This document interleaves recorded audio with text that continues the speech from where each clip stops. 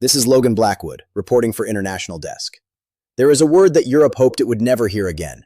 It last appeared in the 1970s, when oil embargoes, supply shocks, and rising prices collided with stagnant economies and left governments with no good options. Economists called it stagflation, and for 50 years, most people assumed it was a relic of the past. This week, the European Commission's top economic official used that exact word to describe what is happening to Europe right now. Oil prices are surging again. European energy bills are climbing. Lufthansa just canceled 20,000 flights. Germany's largest chemical company is hiking prices by more than 30%. UK supermarkets are reporting fuel shortages.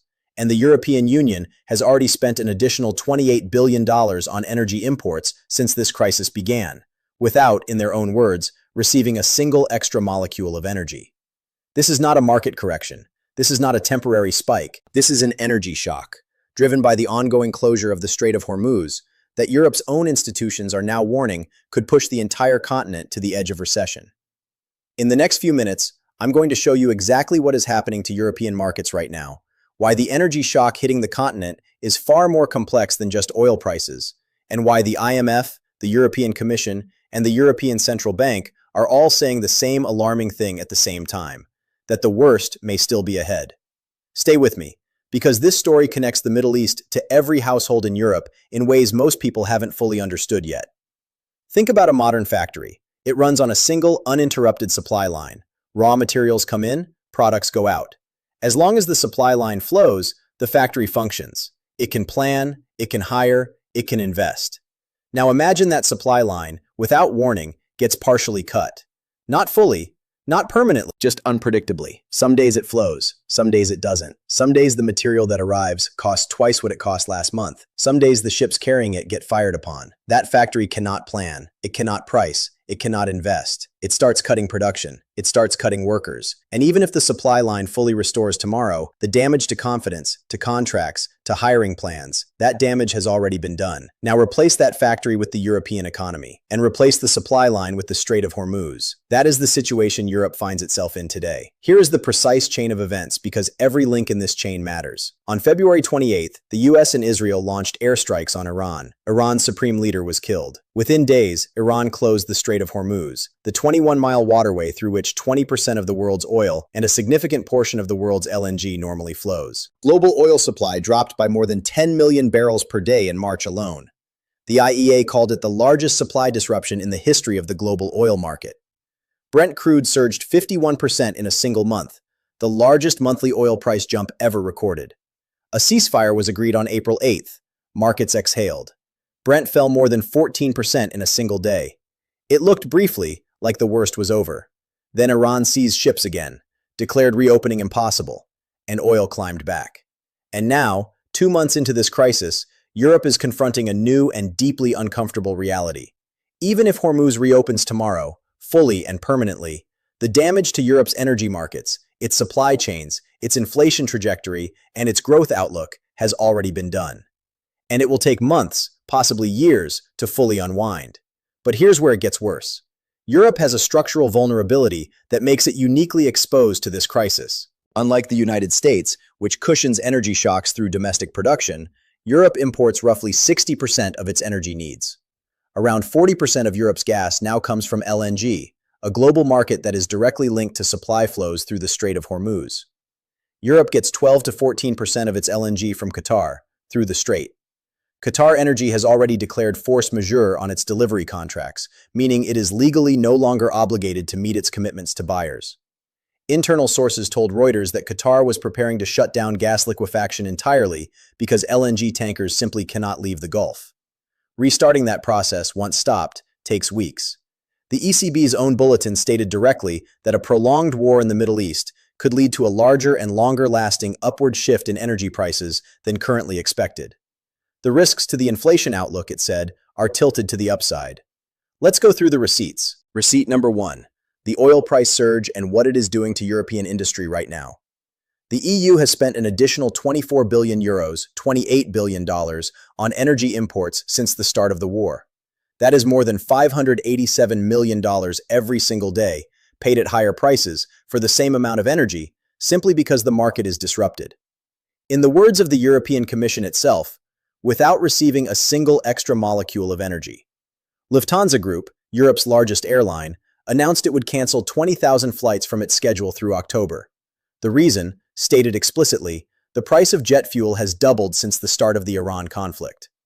Germany's BASF, one of the world's largest chemical manufacturers, has raised prices on products ranging from animal feed additives to household cleaning ingredients by more than 30%. The German Chemical Industry Association told CNN this week that the Iran war has dealt a significant blow to hopes for economic improvement, and that further production shutdowns and job cuts are now expected. In the UK, fuel prices at the pump surged. UK inflation rose last month for the first time since December. Fuel theft at petrol stations increased, including, according to reports, by first-time offenders, a detail that tells you something important about the financial pressure now on ordinary households. The British government was forced to temporarily restart a mothballed bioethanol plant simply to maintain supplies of carbon dioxide, a material critical to healthcare, food packaging, and cold storage. And this is where everything changes. Receipt number 2, what Europe's own institutions are now saying publicly, and why the language they are using is significant. EU Economic Commissioner Valdis Dombrovskis is not a person given to dramatic statements. He is a Latvian technocrat known for precision and measured language. This month, he used the word stagflationary to describe what is happening to Europe. He said it on the record. He said it to the European Parliament's Economic and Monetary Affairs Committee. He said it while simultaneously confirming that the European Commission is preparing to cut its 2026 growth forecasts when it publishes updated figures in May. The Commission has modeled 2 scenarios. In the first, where energy prices return to pre-war levels by the end of 2026, EU growth slows by 0.4 percentage points this year, and inflation rises by up to 1 percentage point above previous forecasts. Painful, but manageable. In the second scenario, where energy prices take longer to normalize, growth slows by 0.6 percentage points both this year and next year, and inflation rises by up to 1.5 percentage points in both years. That produces EU growth of approximately 0.8% for 2026. That is not a slowdown. That is stagnation. And with inflation simultaneously rising, it meets the technical definition of the word Dombrovskis used. The IMF's World Economic Outlook, published this week at the spring meetings in Washington, cut global growth to 3.1% for 2026. In its adverse scenario, further disruption, higher energy prices, tightening financial conditions, global growth falls to 2.5% and inflation rises to 5.4%. In the severe scenario, supply disruptions extending into next year, global growth falls to 2% and inflation exceeds 6%. The ECB's Vice President Boris Vučić told Bloomberg directly, "We are not currently seeing stagflation, but we are moving in that direction." He was explicit. How far Europe goes will depend almost entirely on the duration and intensity of the Middle Eastern conflict. What most people are missing is this. Europe faces a central bank dilemma that has no clean solution. When inflation rises because of a supply shock, the standard response is to raise interest rates, to cool demand, reduce spending, and bring prices down. But raising interest rates when your economy is already slowing makes the slowdown worse. You end up with higher borrowing costs, weaker growth, higher unemployment, and still elevated prices. That is exactly the trap that defined the 1970s energy crisis. And it is the trap that European policymakers are now trying to avoid, without the tools or the fiscal space that would make avoidance straightforward. Italy, Poland, and Spain have already cut fuel taxes to ease the pressure on households. Germany cut taxes on petrol and diesel for 2 months. Several countries are examining whether to restart decommissioned nuclear power plants. But Dombrovskis warned explicitly that fiscal space is limited. European governments are already carrying high levels of debt from the COVID pandemic, and the room to absorb another large-scale emergency spending response is thin. Receipt number 3, the global ripple effects, and why this extends far beyond European borders. The IMF's press briefing this week drew an explicit comparison to the 1970s. The questioner asked directly, are there lessons from that period to avoid stagflation if the Middle East conflict continues? The IMF's answer was careful but clear. They noted that central banks are more independent today, that inflation expectations are better anchored, and that this provides some insulation. But they were equally clear that the parallels are real. A negative supply shock raising prices and costs, disrupting supply chains, eroding purchasing power, and that the outcome depends almost entirely on how long the energy disruption lasts. Global oil demand is now projected by the IEA to decline by 80,000 barrels per day on average in 2026. Global crude refinery runs are expected to fall by 1 million barrels per day for the entire year. LNG prices in Japan and South Korea are up 48%. Jet fuel costs have more than doubled in parts of Asia. Helium, used in MRI machines, semiconductors, and scientific research, is in short supply. Aluminum prices have risen. Fertilizer costs are climbing, with the Food Policy Institute warning of long-term increases in food prices as a direct consequence of the crisis. In South Sudan, the government is rationing electricity. In Zimbabwe, fuel import taxes have been scrapped and ethanol content in petrol raised to 20% just to keep vehicles on the road.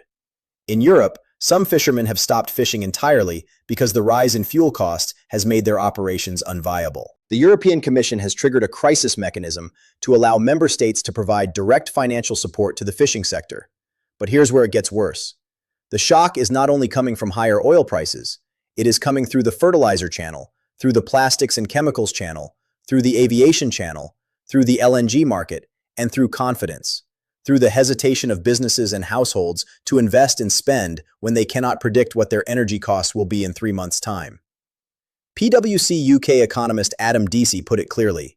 What we are seeing at the petrol pump is only the first wave of the energy shock.